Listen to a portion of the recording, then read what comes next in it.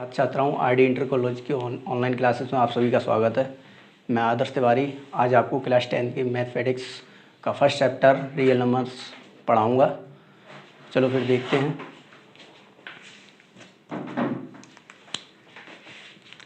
देखिए, जो आपका चैप्टर है वो है वास्तविक संख्याएं। इसको जानने के लिए आज हम आपको 5 संख्याओं के बारे में और पढ़ाएंगे जो आप पिछली कक्षा में पढ़ चुके हैं। तो आइए थोड़ा रिवीजन करते हैं उनका।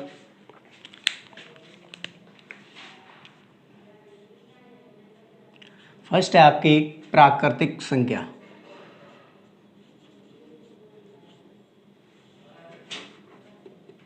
प्राकृत संख्याएं, इसको इंग्लिश में कहते हैं नेचुरल नंबर्स।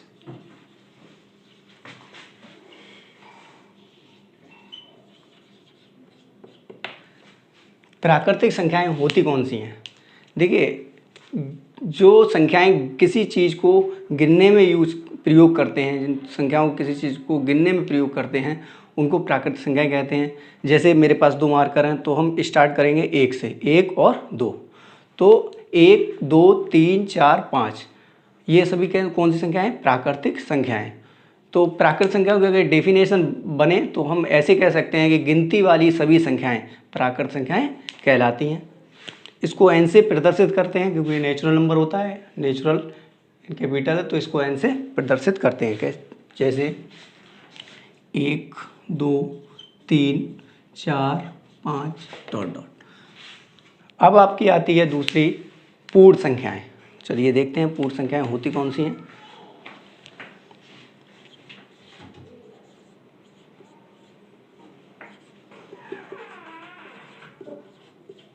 पूर्ण संख्याएं, इसको इंग्लिश में कहते हैं होल नंबर, होल नंबर्स।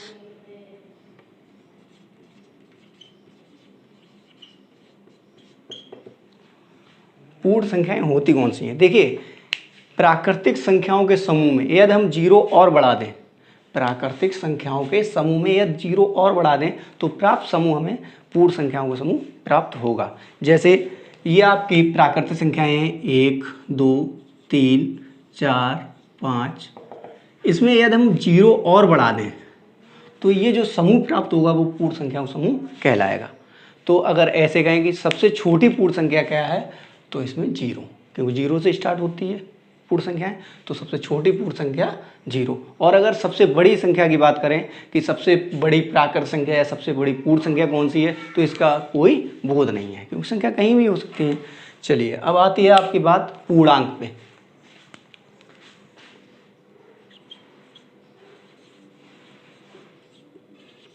पूर्णांक, इसको इंग्लिश में कहते हैं इंटीजर्स।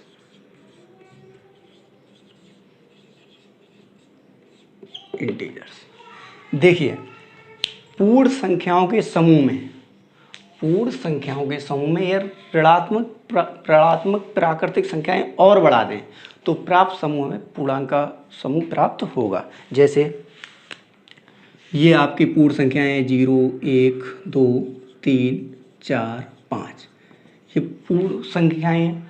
यदि हम इसमें ऋणात्मक संख्याएं और बढ़ा दें, -1, -2, -3, -4, -5 ये संख्याएं और बढ़ा दें तो ये पूरा समुदाय पूर्णांक कहलाता है। क्या कहलाता है? पूर्णांक। इसको हम z से प्रदर्शित करते हैं। चलिए अब देखिए, आप 0 से जो आपकी पॉजिटिव इंटीजर्स हैं, पॉजिटिव इंटीजर्स हैं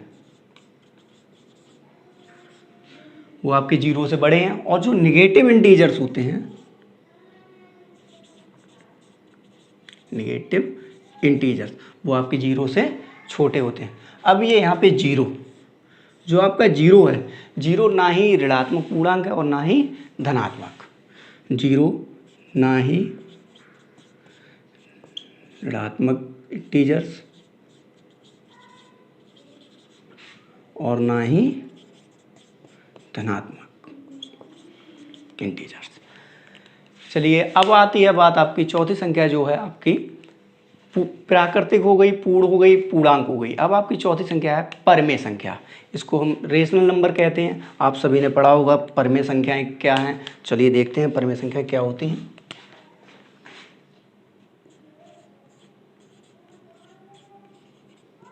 अपरमेय संख्याएं।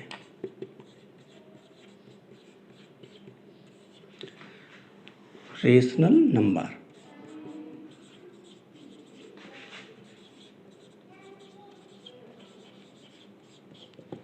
देखिए, वे संख्याएं जिसे हम अंश बटे हर के रूप में लिख सकें या वे संख्याएं जिन्हें p अपॉन क्यू के रूप में लिखा जा सके परमेय संख्याएं कहलाती हैं, जिसका हर 0 के बराबर ना हो, जिसका जो q हो वो 0 के बराबर ना हो। जैसे वे संख्याएं जिन्हें हम p अपॉन क्यू के रूप में लिख सकते हैं और जो ये q है, हर है, वो 0 के बराबर ना हो, q is not equal to 0, तो परमेय संख्या कहलाती हैं। जैसे आपकी 3/4 है, 6/5 है, -2/3 है, ये सभी क्या हैं? परमेय संख्याएं हैं। 22/7 है, डॉट डॉट, ये सभी क्या हैं? परमेय संख्याएं। अब आपकी जो अगली संख्या वो है आपकी अपरमेय संख्या।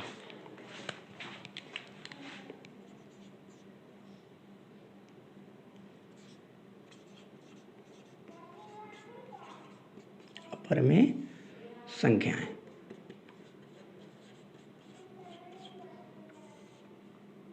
इसको इंग्लिश में कहते हैं इरेशनल नंबर।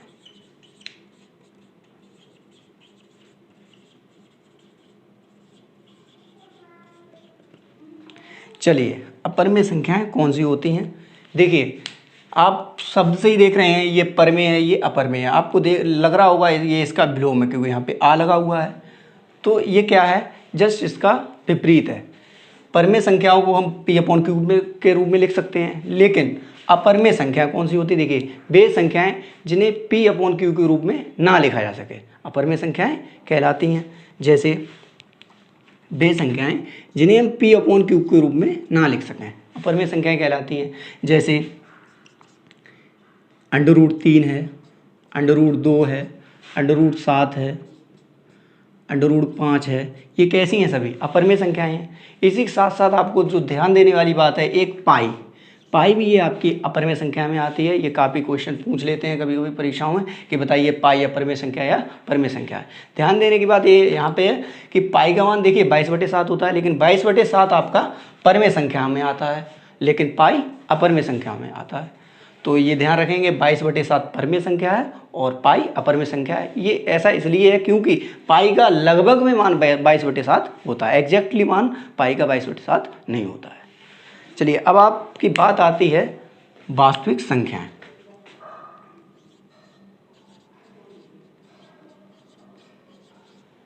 वास्तविक संख्याएं, रियल नंबर।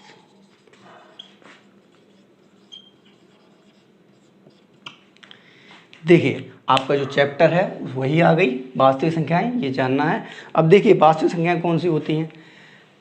परमेय तथा अपरमेय संख्याओं के परमेय तथा अपरमेय संख्याओं का समूह वास्तविक संख्याएं कहलाती हैं। जैसे आपकी वास्तविक संख्या में परमेय संख्याएं भी आ जाएंगी और अपरमेय संख्याएं भी आ जाएंगी। जैसे 3/4 परमेय संख्या है, √3 अपरमेय संख्या है, √2 अपरमेय संख्या है, 22/7 परमेय है, पाई अपरमेय है। तो ये सभी वास्तविक संख्याएं में आती हैं। ठीक है, अब आपको बताने जा रहा हूँ जो इस चैप्टर का बहुत ही महत्वपूर्ण टॉपिक है, यूक्लिड विभाजन प्रमेय का। तो यूक्लिड विभाजन प्रमेय का से जो पहले आपको चीज़ एक बतानी है वो क्या है? देखिए, सभी प्राकृतिक संख्याएं, ये सभी प्राकृतिक संख्याएं हैं, आपको पूर्ण संख्याओं के समूह मिल रही हैं। सभी पूर्ण संख्याएं पूर्णांक में मिल रही हैं। ठीक है, सभी पूर्णांक आपके ये सभी पूर्णांक है, जैसे 0, 1, 2, 3। अब जैसे आपका 0 है, क्या है? 0 के बटे में कुछ नहीं है, तो हम 1 लिख सकते हैं, तो ये भी आपका परमेय संख्या में आ जाएगा। तो ऐसे कह सकते हैं कि सभी प्राकृतिक संख्याएं पूर्ण संख्याएं होती हैं, सभी पूर्णांक होते हैं, लेकिन सभी पूर्णांक पूर्ण संख्याएं नहीं होती हैं, क्योंकि सभी, अगर हम पूर्णांक की बात करेंगे, पूर्णांक में नेगेटिव इंटीजर्स भी आ जाएंगे जो कि आपकी पूर्ण संख्या में नहीं है। अब सभी पूर्ण संख्याएं प्राकृतिक नहीं होती हैं। अगर मैं सभी पूर्ण संख्याओं की बात करेंगे, पूर्ण संख्याओं में 0 भी आ जाएगा, लेकिन प्राकृतिक संख्याओं में नहीं है। देखिए यूक्लिड विभाजन प्रमेय का, यूक्लिड डिवीजन लेमा, यूक्लिड विभाजन प्रमेय का शब्द समझने के लिए सबसे पहले आपको एक शब्द थोड़ा डाउट हो रहा होगा, प्रमेय का शब्द क्या है। देखिए प्रमेय का शब्द कुछ नहीं है, प्रमेय का एक सिद्ध किया हुआ कथन है जिसका प्रयोग हम किसी अन्य कथन को सिद्ध करने के प्रयोग में करते हैं। अब बात आती है आपकी यूक्लिड विभाजन प्रमेय का क्या है। तो चलिए आइए समझते हैं यूक्लिड विभाजन प्रमेय का क्या है। देखिए मान लीजिए हमारे पास दो धनात्मक पूर्णांक 31 और 6 हैं। आप देख रहे हो 31 इसमें बड़ा है और 6 छोटा है। अब 6 को भाजक तथा 31 को भाज्य मानकर हम भाग करते हैं। देखिए 6 को हमने भाजक और 31 को भाज्य माना, तो 6 पंजे 30, ये आपका एक शेषफल बचा। ठीक है, अब 31 को मैं क्या लिख सकता हूँ, 31 को लिख सकता हूँ 31 बराबर 6 गुणा 5 प्लस 1। अब आप यहाँ पे एक जो देख रहे हैं शेषफल, अब ये शेषफल देखो आप, शेषफल 0 से बड़ा है और भाजक से छोटा है। तो आप यहाँ पे लिख सकते हो, देख रहे हो एक जो है वो जो 0 आपका है वो 1 से छोटा है और बराबर नहीं है, अभी ये छोटा है और 6 से छोटा है। 0 जो 1 है वो 0 से बड़ा और 6 से छोटा है। अब इसको थोड़ा हम जनरलाइज करते हैं। मान लीजिए हमारे पास a और b धनात्मक पूर्णांक है, जहाँ पे a is greater than b, तो हम देखेंगे b को भाज्य और b को भाजक और a को भाज्य मानेंगे, तो q और r हमें प्राप्त हो जाएंगे। ये r शेषफल है, q भागफल है आपका, ये भाज्य है, ये भाजक है। तो मैं इसको क्या लिख सकता हूँ, a बराबर bq प्लस r। यहाँ पे देखिए समझने वाली बात ये है, जो r का मान होगा वो या तो 0 हो सकता है या 0 से बड़ा होगा, या तो 0 होगा या 0 से बड़ा होगा और भाजक से छोटा होगा। तो हम यहाँ पे लिख सकते हैं 0 is less equal than r and is less than b। और कुछ नहीं है, आपकी यही यूक्लिड विभाजन प्रमेय का है। ठीक है, तो आप मैं आशा करता हूँ आप समझ चुके होंगे यूक्लिड विभाजन प्रमेय का क्या है, a बराबर bq प्लस r। अब बात आती है आपकी यूक्लिड विभाजन प्रमेय का हो चुका है आपका। देखिए अब एक चीज़ इसमें और समझने वाली बात है। देखिए जो आपकी थोड़ा समझाते हैं।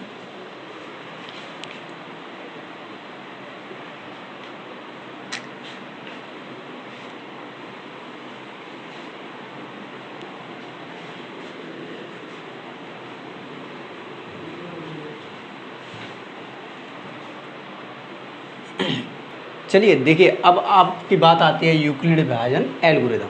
इसको समझने से पहले आपको एक डाउटफुल हो रहा होगा, एल्गोरिदम क्या है। देखिए एल्गोरिदम कुछ नहीं है, किसी भी समस्या को हल करने के लिए विधि की आवश्यकता होती है। तो एल्गोरिदम किसी भी समस्या को हल करने के लिए जिस विधि के चरणों की प्रयोग होता है, जिस विधि के चरणों का प्रयोग होता है, उन्हीं चरणों को हम एल्गोरिदम कहते हैं। अब आपकी बात आती है यूक्लिड विभाजन एल्गोरिदम क्या है। तो यूक्लिड विभाजन एल्गोरिदम दो धनात्मक पूर्णांकों का एचसीएफ ज्ञात करने के लिए अपनाई गई विधि के चरणों को यूक्लिड विभाजन एल्गोरिदम कहते हैं। अब आपकी प्रश्नावली 1.1 है, इसमें देखते हैं क्या है। देखिए एक्सरसाइज 1.1 में जो क्वेश्चन आपका फर्स्ट क्वेश्चन का फर्स्ट पार्ट क्या है, 135 और 225 का मुझे एचसीएफ ज्ञात करना है और यूक्लिड विभाजन एल्गोरिदम का प्रयोग करके। देखिए करते हैं। आप इसमें देख रहे हो 135 और 225 आपका बड़ा है और 135 छोटा है। ठीक है, तो आप 135 को भाजक तथा 225 को भाज्य मानेंगे। तो 225 को आपने भाज्य माना और 135 को भाजक माना। चलिए यहाँ पे देखते हैं थोड़ा रफ्तार करके, 225 को भाज्य और 135 को भाजक।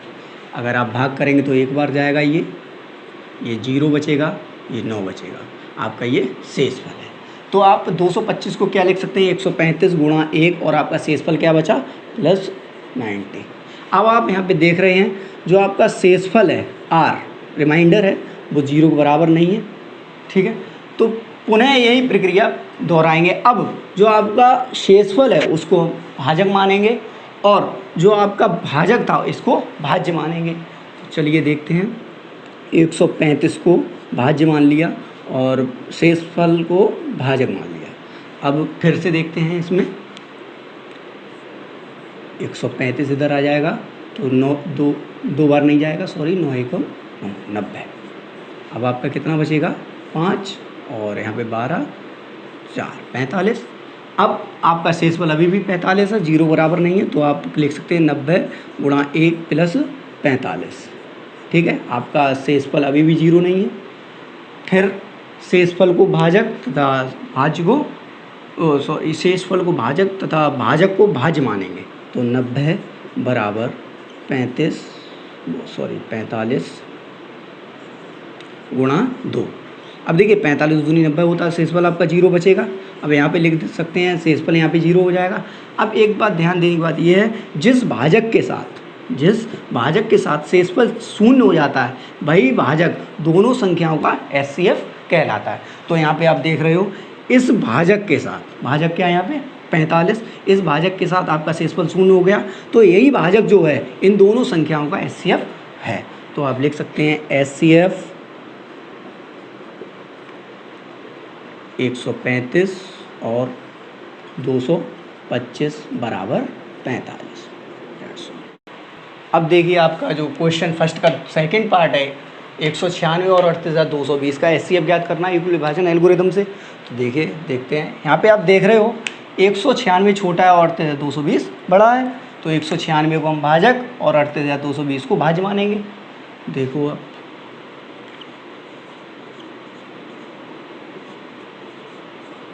चलिए देखते हैं, 38,220 भाज्य माना, 196 को भाजक माना।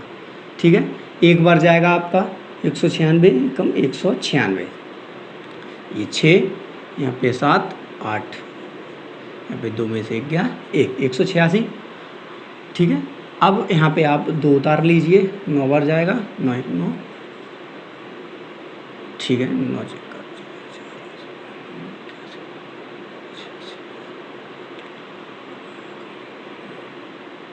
9 1 9 6 4 8 5 9 9 81 और 5 86 8 9 1 9 8 1764 8। ये आपका बचेगा 5 9, यहाँ पे आपका 0, ये हो गया आपका 0। चलिए 5 बार जाएगा आप, 6 पंजे 30 3 45 और 3 48 4 5 1 5 4 9, ये आपका 0।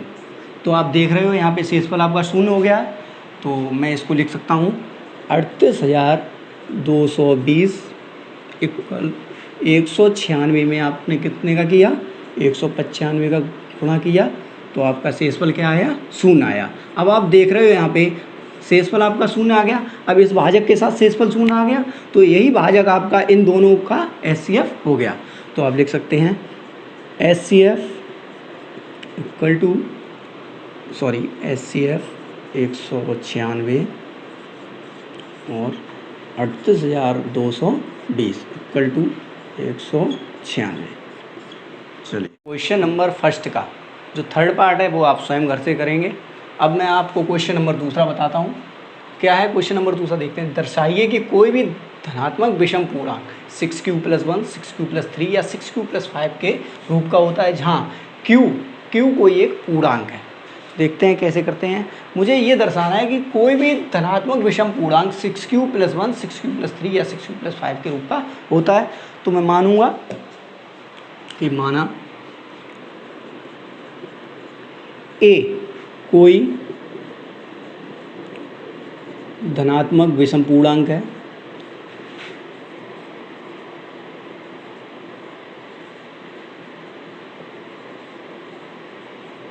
माना ए कोई धनात्मक विषम पूर्णांक है।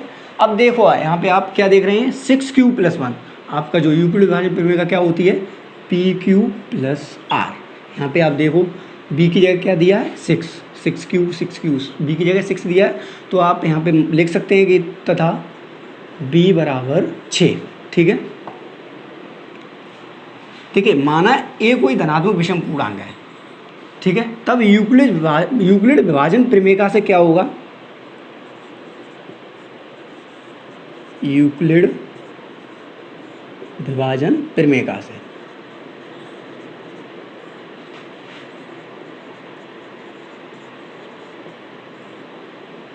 Six Q plus are. ठीक है। अब यहाँ पे देखिए आपका आर है, जो शेषफल है वो कितना हो सकता है, शेषफल हमेशा ही भाजक से छोटा होता है। भाजक आपका 6, तो संभावित शेषफल आपका 0 भी हो सकता है, 1 भी हो सकता है, 2 3 4 5, मतलब 6 से छोटा होगा, 5 तक होगा, 6 से छोटा। तो आपका संभावित शेषफल क्या हो सकता है, आर बराबर 0 1 2 3 4 और 5, क्योंकि 0 भी हो सकता है लेकिन 6 से छोटा होगा। चलिए, तो आपके जो एक आपने जो धनात्मक विषम पूर्णांक माना है वो किन संख्याओं के रूप का होगा, देखिए। तब ए संख्याओं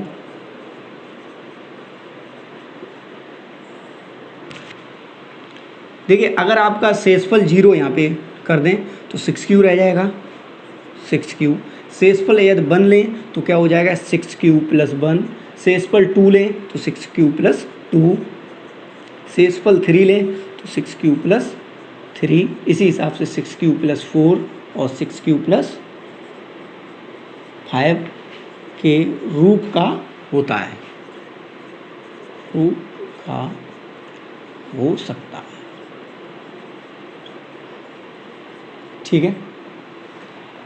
आपका जो जब 0 लेंगे तो 6q, 1 लेंगे तो 6q प्लस 1 और 2 लेंगे तो 6q प्लस 2, 3 लेंगे 6q प्लस 3, 4 लेंगे 6q प्लस 4, 5 लेंगे 6q प्लस 5 के रूप का हो सकता है।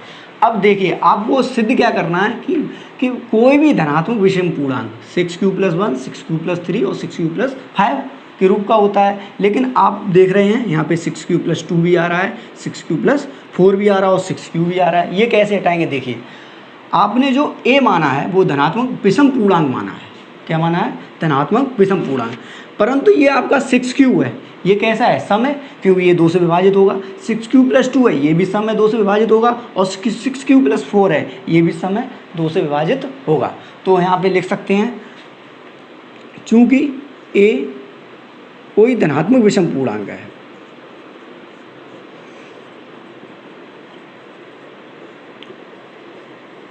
विषम पूर्णांक है, इसलिए ये है 6q, 6q plus 2, 6q plus 4 के रूप का नहीं हो सकता।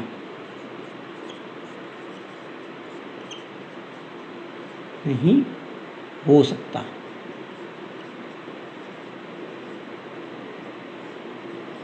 क्यों नहीं हो सकता, क्योंकि ये सभी जो संख्याएं, 3 संख्याएं 6q, 6q plus 2, 6q plus 4, ये सभी सम संख्याएं हैं। तो आप लिख सकते हैं, अतः कोई भी धनात्मक पूर्णांक, कोई भी धनात्मक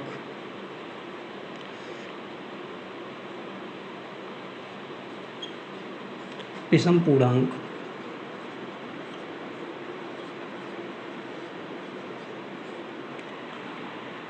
six Q plus 1, 6q plus 3 या 6q प्लस 5 के रूप का होता है।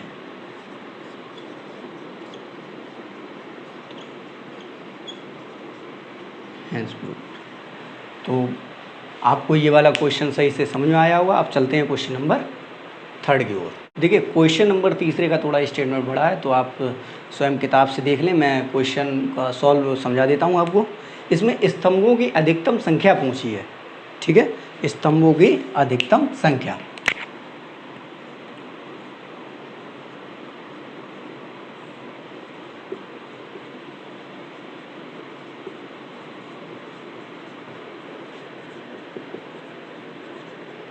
जो आपकी स्तंभों की अधिकतम संख्या किसके बराबर होगी, वो आपकी होगी HCF 616 और 32 के बराबर। 616 और 32 का जो आप HCF निकालेंगे वो वही आपकी स्तंभों की अधिकतम संख्या हो जाएगी। चलो देखते हैं 616 और 32 का एचसीएफ निकालते हैं। तो आप देख रहे हो यहाँ पे 616 बड़ा है और 32 छोटा है, तो 616 है जो उसको भाज्य और 32 को भाजक मानेंगे। तो यहाँ पे लिख सकते हैं 616 बराबर 32 गुणा, अब चलिए 32 को भाजक और 616 को भाज्य मानकर भाग करते हैं 32। ठीक है, देखिए 32 एकम 32, ये यहाँ से 11 में से 2 गया 9, यहाँ पे 5 रह गया, 5 में 3 गया 2। ठीक है, अब यहाँ से उतारा लेंगे 6 का। अब 3 नेम 27 होता है ना, 9 दूनी 18 गया, 8 हासिल 1, तो 27 और 1 28, 8 और ये आपका 1। ठीक है, और फिर से आपका 18 शेषफल बचा, कितना बचा 18। तो आपने 32 में 19 का मल्टीप्लाई किया तो शेषफल आपका कितना बचा 18। यहाँ पे आप देख रहे हो जो आपकी आर है शेषफल है वो 0 के बराबर नहीं है। पुनः शेषफल को भाजक और जो भाजक माना था इसको आप भाज्य मान के पुनः यही प्रक्रिया दोहराएंगे। तो अब 32 बराबर यहाँ पे 8 बचेगा ना, 8 बचेगा, सॉरी ये 8 में ये 4 का गुणा करेंगे, 8 चौक 32, आपका शेषफल 0 बच जाएगा। तो r इक्वल टू 0। तो यहाँ पे देखिए जिस भाजक के साथ शेषफल शून्य होता है वही भाजक दोनों पूर्णांकों का एचसीएफ कहलाता है। तो यहाँ पे भाजक 8 के साथ शेषफल शून्य हो गया, तो यही 8 जो आया इन दोनों का एचसीएफ आया। तो आप लिख सकते हैं एचसीएफ 616, 32 बराबर 8। देन तो लिख सकते हैं अतः स्तंभों की अधिकतम संख्या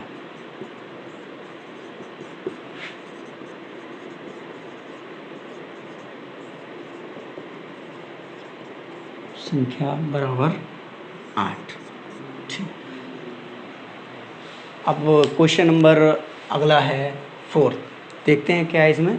चलिए देखते हैं क्वेश्चन नंबर 14 क्या है। यूक्लिड विभाजन प्रमेयिका का प्रयोग करके दर्शाइए कि किसी धनात्मक पूर्णांक का वर्ग किसी पूर्णांक m के लिए 3m या 3m+1 के रूप का होता है। इसमें आपको संकेत दिया गया है कि आप मानेंगे x कोई धनात्मक पूर्णांक है तब यह 3q+1 या 3q+2 के रूप का होता है। चलिए इसमें आपको संकेत दे रखा है, देखते हैं। तो मानूंगा मैं, माना x कोई धनात्मक पूर्णांक है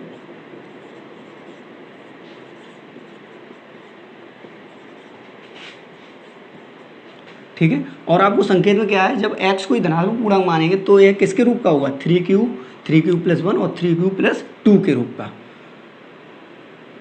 तब यह है 3q+1 या 3q+2 के रूप का होगा।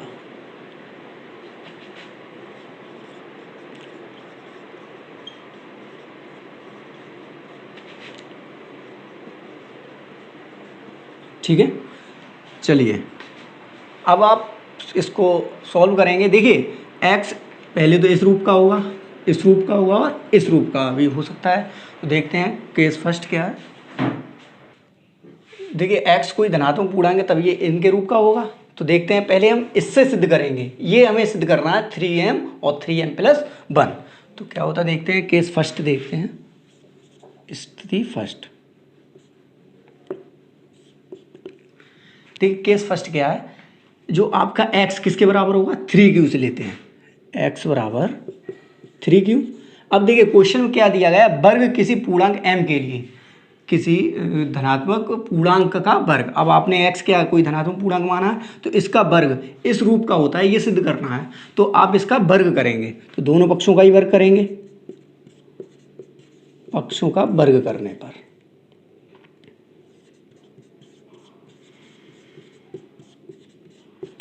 तो आप जब इसका वर्ग करेंगे तो x² हो जाएगा, ये हो जाएगा आपका 9q²।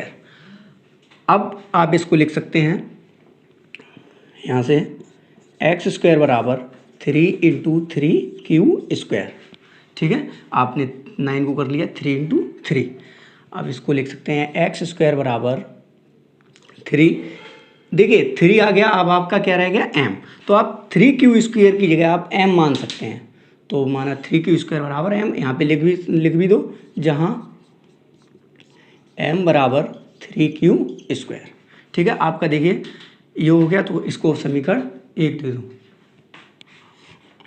यहाँ पे दोनों पक्षों का वर्ग, समीकरण 1। ठीक है, अब केस सेकंड क्या, अब इसको ले लेंगे केस सेकंड में। तो केस सेकंड चलते देखते हैं क्या है।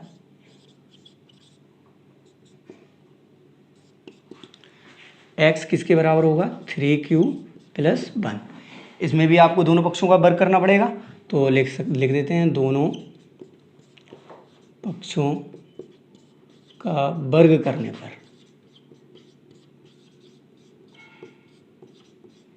ठीक है। तो इसका जब वर्ग करेंगे तो यहाँ पे हो जाएगा x² बराबर 3q+1 का होल स्क्वायर। अब यहाँ पे a+b का होल स्क्वायर लगा देंगे, तो ये हो जाएगा आपका 9q² + 1 + 6q। ठीक है, चलिए अब देखते हैं क्या होता है। x² बराबर, देखिए ये आपको लास्ट में 1 लाना है, क्या लाना है, 1। तो ये 1 हम उधर ले जाएंगे और 6q इधर कर देते हैं, तो 9q² + 6q + 1। ठीक है, अब इसमें से आपको 3 कॉमन ले लेना है, इसमें से इतने से। ठीक है, तो x² बराबर, चलिए इधर आपको दिख नहीं रहा होगा, यहाँ से देखते हैं।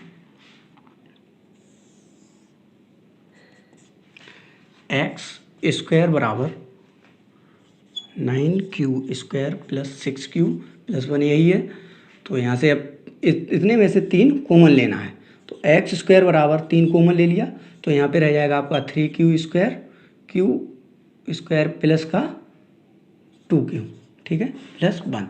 अब देखिए आपका 3 भी आ गया और 1 भी आ गया, इसकी जगह आप m मान सकते हैं, तो आप लिख सकते हो x² बराबर 3m + 1, और जो आपने माना वो लिख देंगे, जहाँ m बराबर क्या माना था आपने, 3q² + 2q, 3q² + 2q। ठीक है, इसको समीकरण 2 दे दो।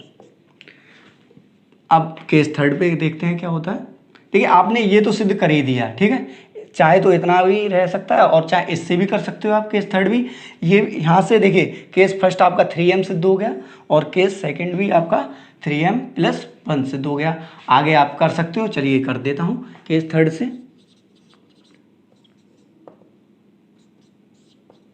देखिए क्या है, x बराबर 3q + 2, इसमें भी दोनों पक्षों का वर्ग करेंगे,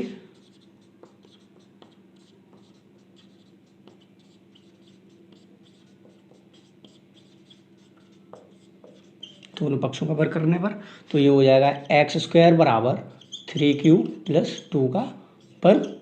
ठीक है, यहाँ से हो जाएगा आपका x² बराबर 9q² + 4 + 12q। ठीक है, अब यहाँ से देखते हैं x² बराबर, ठीक है, अब इसमें भी आप क्या कर सकते हैं, 4 को लिख सकते हैं 3 + 1। ठीक है, तो 9q², 12q आप इधर लिख लीजिए और 4 को आपने लिख दिया है 3 + 1। ठीक है, अब आपको इस पूरे में से 3 कॉमन लेना है, तो यहाँ पे हो जाएगा आपका x² बराबर 3, यहाँ पे 3q² रह जाएगा, प्लस का 4q प्लस का 1 और ये प्लस का 1। ठीक है, देखिए 3 भी आ गया, 1 भी आ गया, इस पूरे की जगह आप m मान सकते हैं, तो ये लिख देंगे x² बराबर 3m + 1, जो आपने माना है वो और लिख दीजिए, जहाँ m बराबर 3q² + 4q प्लस का 1। ठीक है, इसको समीकरण 3 दे दीजिए।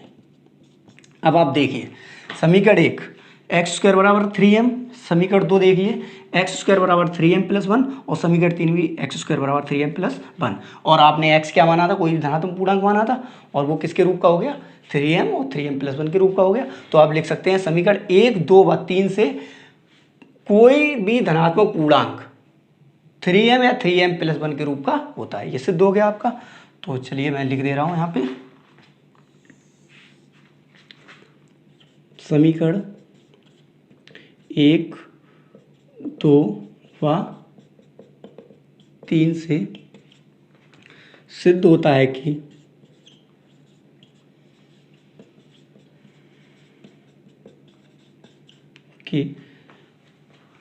किसी धनात्मक पूर्णांक का वर्ग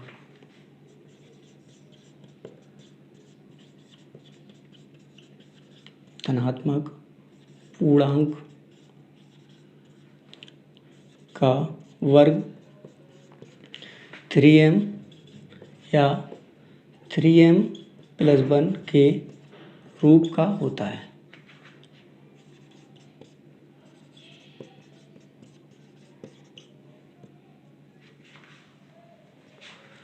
ठीक है, आप चाहें तो स्क्रीनशॉट ले सकते हैं। अब देखिए, आपका जो क्वेश्चन नंबर 5 है उसमें आप वर्ग करेंगे। यहाँ पे मैंने क्या किया था, वर्ग किया था, उसमें आप घन करेंगे और सेम इसी तरह से होगा वो, आप स्वयं करना घर पे। धन्यवाद।